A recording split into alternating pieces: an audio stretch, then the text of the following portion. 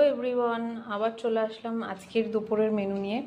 তো আজকে কি হয়েছে তোমার সাথে ছোট্ট করে শেয়ার করি। এখানে আছে সাদা ভাত। আজকে খুব একটা জিনিস হয়নি, তাই তোমার সাথে দেখিয়ে দিচ্ছি। এখানটা আছে লাউ দিয়ে ডাল, ঠিক আছে, লাউ দিয়ে ডাল করেছে মা। আচ্ছা, এখানে আছে কচু শাক ইলিশ মাছের মাথা দিয়ে, এটা আছে দিদির জন্য, একটু মিষ্টি খায় তার জন্য, আর এটা আমার মার জন্য, আমি খাই না, ঠিক আছে, কারণ আমার ভালো লাগে না। আর এটা আছে কারকোল ভাজা, আর এটা আছে সকালবেলা পটল আর আলু দিয়ে ভেজেছিল রুটি খাওয়ার জন্য, টিফিনের জন্য। আর আমাদের এখানে কচু শাক, তোমার নামটা কি বলে, কেটে বিক্রি হয়। তোমাদের ওখানে কার কার বিক্রি হয় এরকমভাবে জানিও।